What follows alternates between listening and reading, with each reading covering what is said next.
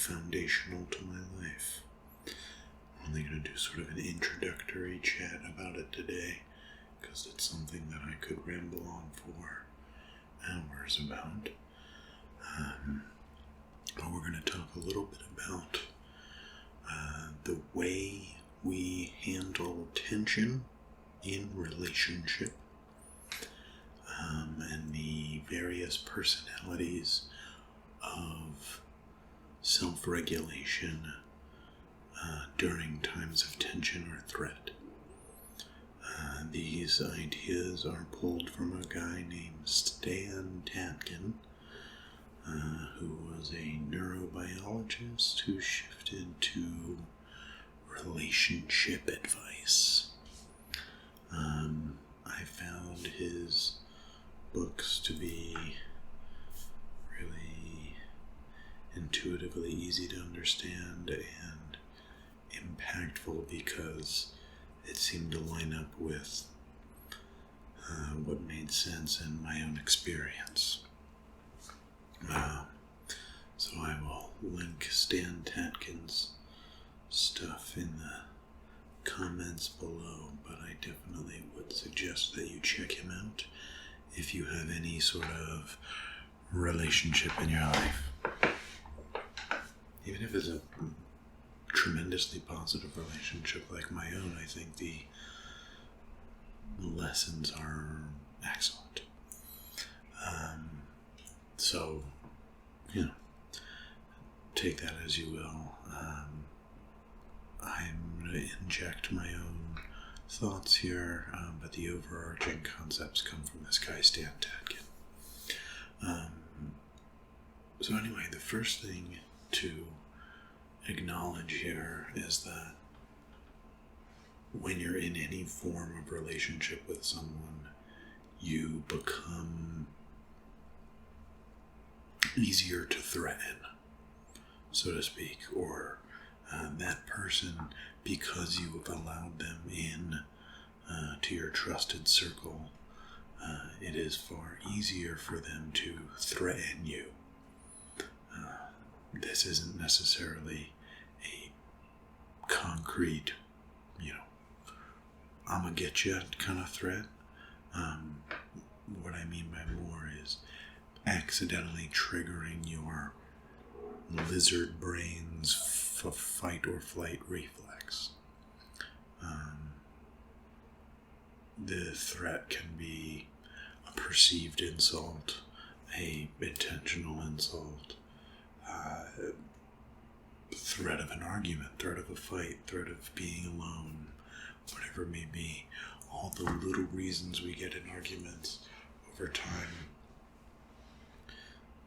One of the fundamental ideas here is that it is far easier for your partner to threaten you than it is for somebody who is even just a friend. So sometimes when you're thinking, I never get in fights with so-and-so, I never get in fights with this person, my roommate even. Sure, that's because that person is fundamentally not able to threaten you in the same way and as easily as your partner. So don't necessarily focus too much of your energy on the fact that you get into a tension or argument with somebody that you're in relationship with.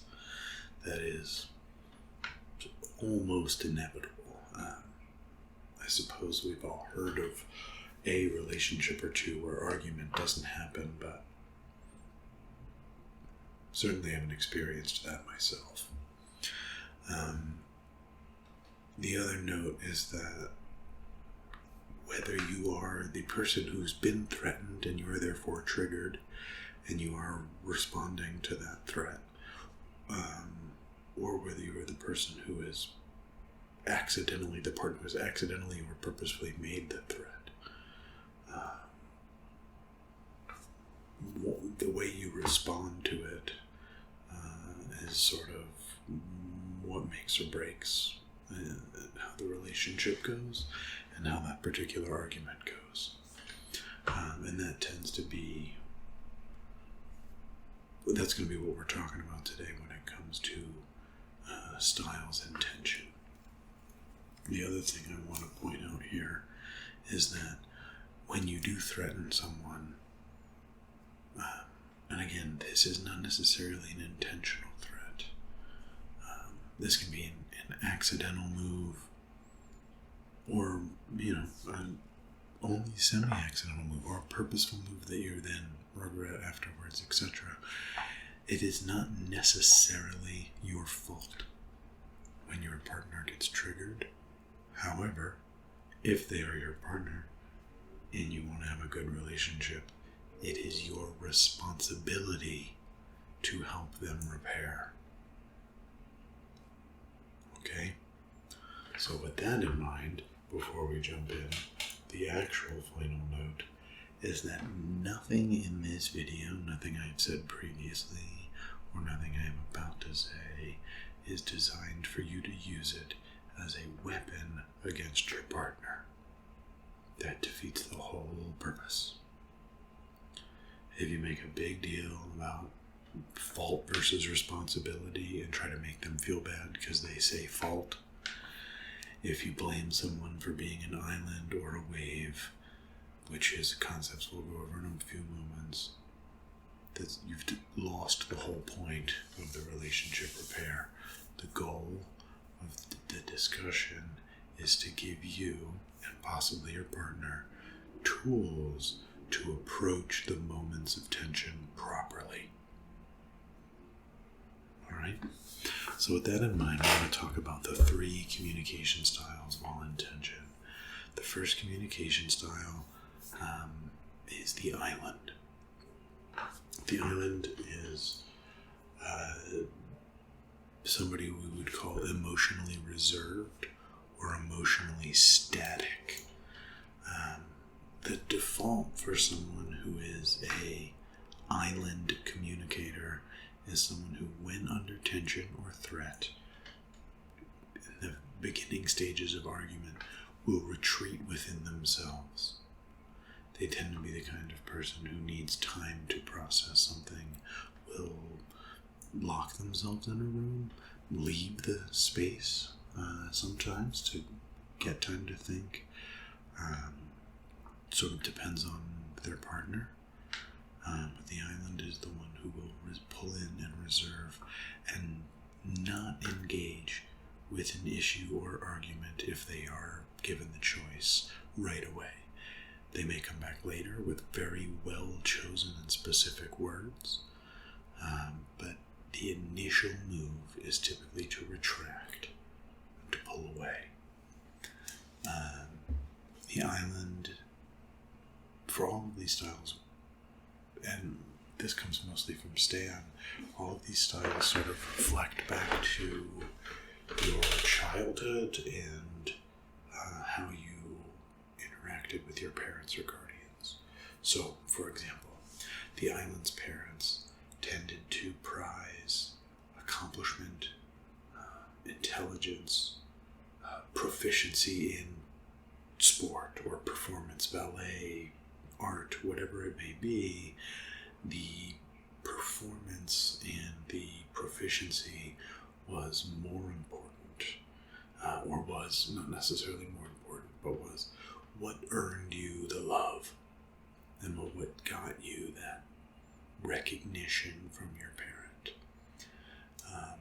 This typically leads islands to be incredibly independent, capable of doing things on their own, sometimes not necessarily the best at working in teams, but certainly someone who doesn't spend a lot of time with the mushy-gushy. They'll tell you they love you, but it's, not a guarantee that I love you too comes back at you. They tend to show their love more through gifts, money, physical tribute, if you will, versus a more touchy-feely interaction. Most importantly, island islands need space right away for self-regulation, to come back from tension and to come back from that period of threat. The emotions will be swirling, and if they're forced to engage with the source of emotional conflict or emotional tension, if they're forced to engage with that threat, their emotional height will oftentimes continue to raise until they are forcibly putting themselves behind doors, etc., pulling back onto the island. You really do, if you are partnered with an island, it's important to remember that people still need physical affection and to be reminded that they are loved, and to have that. And this goes both ways, but even if the island says that they don't really need it, the vast majority of humans need not necessarily a back rub every day, not necessarily to be spooning all afternoon, or anytime there's a movie on, but there will be opportunities and times where they need the reminder and the physical affection, and that's important. It's also important to remember that when they say, "I need space," they need the space.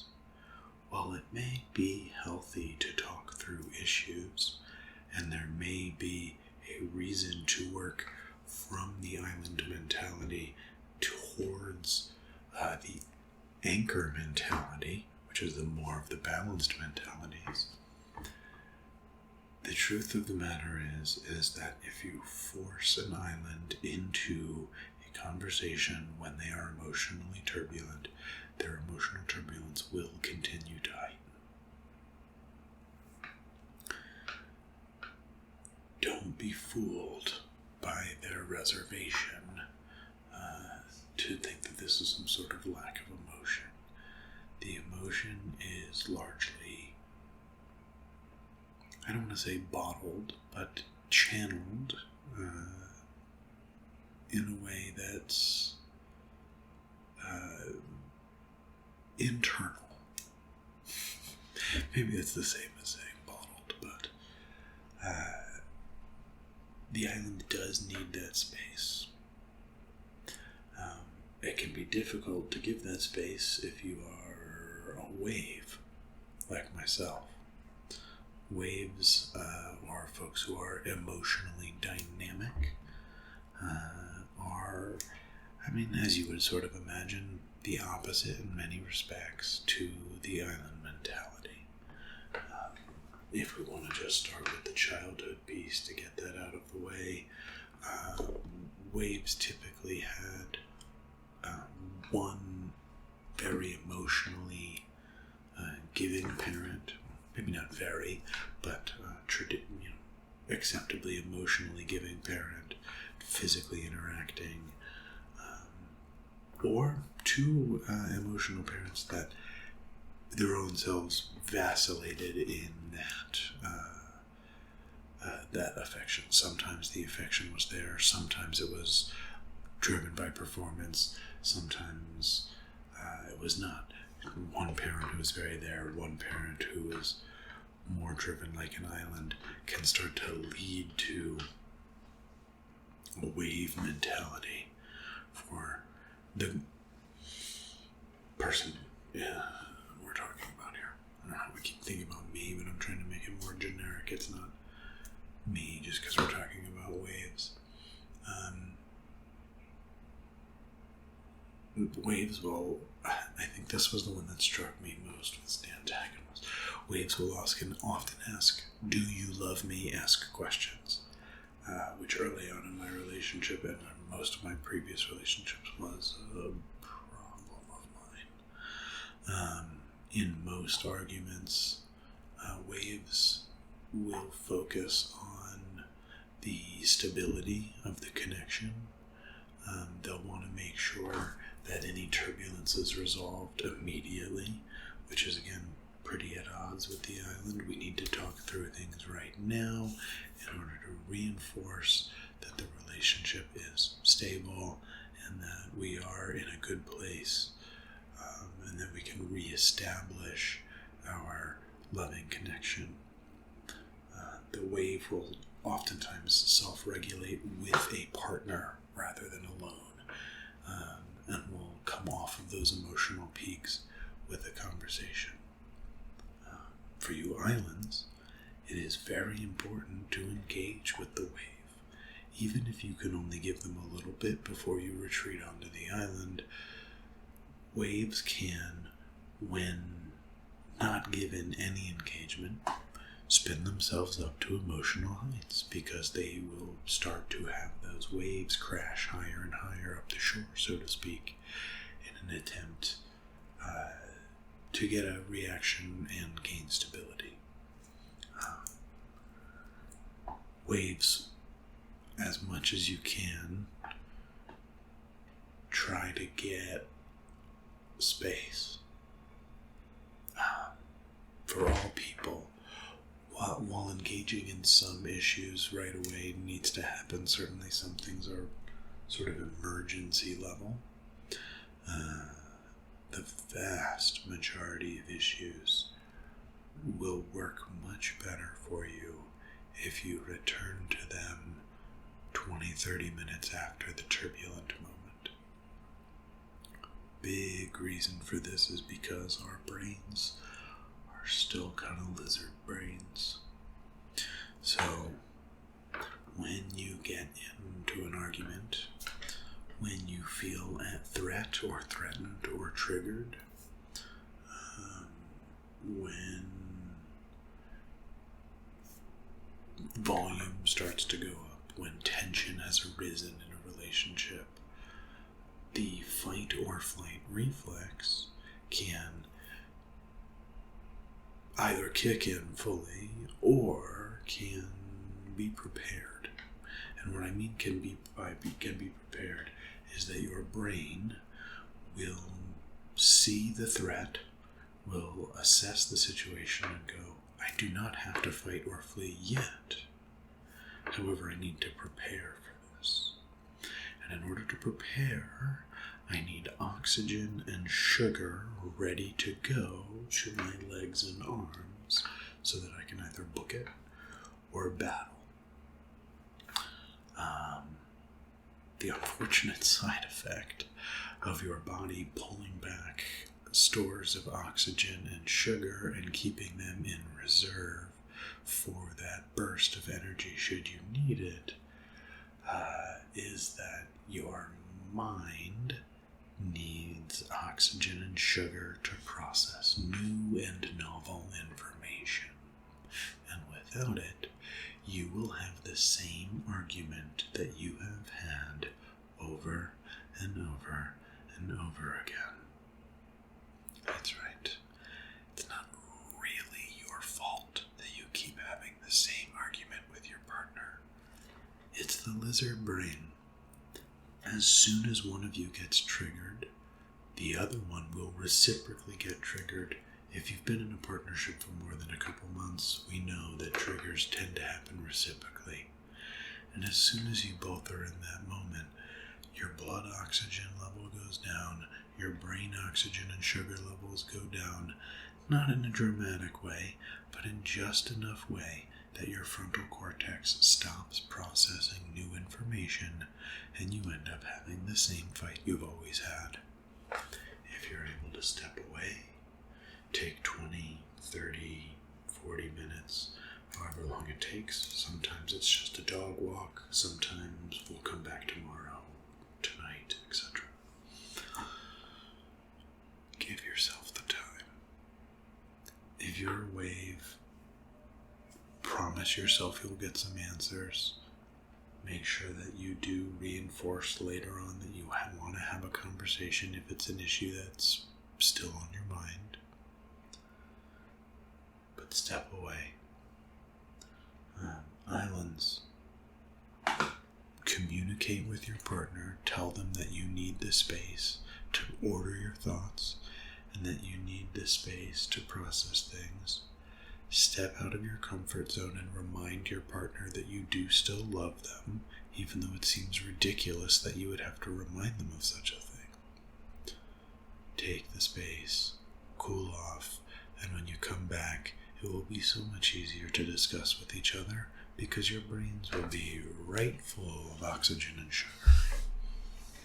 Don't eat like a Snickers bar thinking that that will help you have an argument. That's not how that works, but just saying. So finally, there's the anchor. The anchor, as you would guess at this point, is the one between them all. It's the balanced middle ground. You have parents who have been loving. They were a safe haven for you. You are able to be pushed in either direction. I think that's sort of a lesson for all of this, is that when in relationship, our own level of wave to island, it's not static. I'm not always a severe wave versus a minor wave or an island, etc., or an anchor, etc. Like, sometimes circumstances of life at large can play to push your relationship status number very high, very low. Some folks can move back and forth between an island and a wave and an anchor, depending on, where their base number is. So don't focus too much on saying, I am a wave, therefore this is what I need. I am an island, therefore this is what I need. But understand that these communication styles are built in, so to speak, to your personality from years and years ago. And while they're not your fault, they are your responsibility. If you are an island, you are responsible for making sure your partner knows that you love them through more than just gifts, through more than just acts of service. You need to communicate that with both words and touch. If you are a wave, you need to give your partner space. You might want to give them some gifts and not just back rubs and foot rubs. Make sure that they know that you love them, but don't overdo it. Make sure that when they need their space, they have it. Anchors, you probably already know what to do because you're an anchor.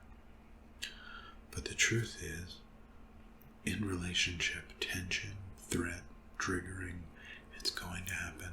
It's going to happen not irregularly.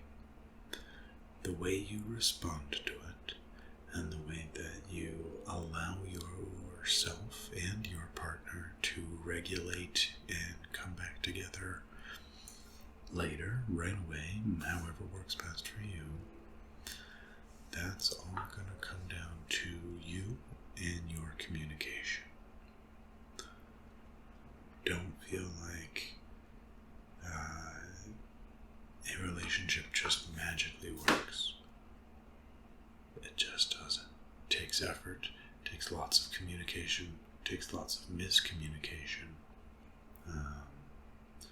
But if you listen and if you identify the way that your partner needs to self-regulate and you communicate with them how you need to self-regulate, it will make your moments of tension much easier to navigate. Hopefully this has triggered a couple light bulb moments for you in your head and made some sense to you. As always, let me know what you would like to see next time. Have a good night.